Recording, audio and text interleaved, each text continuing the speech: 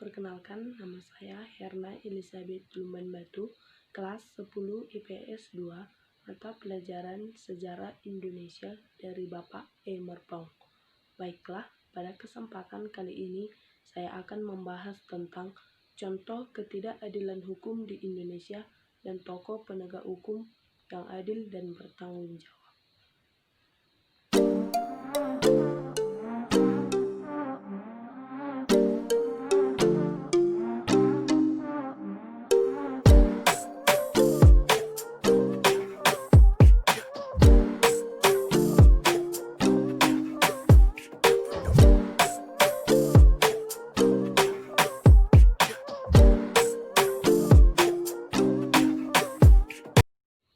Baiklah, tadi kita sudah melihat contoh ketidakadilan hukum di Indonesia dan tokoh penegak hukum yang adil dan bertanggung jawab.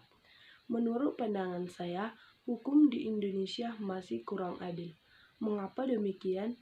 Karena masih terdapat beberapa kasus ketidakadilan hukum di Indonesia.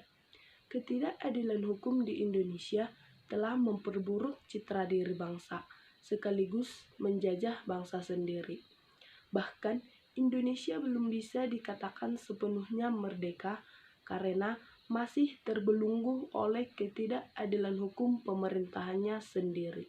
Sehingga hukum dan keadilan menjadi barang mahal bagi negeri ini.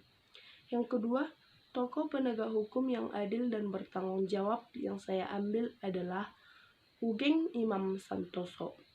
Hoegeng adalah salah satu tokoh kepolisian yang pernah menjabat sebagai Kepala Kepolisian Negara Republik Indonesia kelima. Hoegeng juga sering disebut sebagai pahlawan anti korupsi. Dalam sepanjang hidup Hoegeng, ia bertindak profesional dan menegakkan hukum dengan adil. Dari kisah Hoegeng, kita bisa mencontoh atau meneladani sikap dan kepemimpinannya yang adil dan jujur.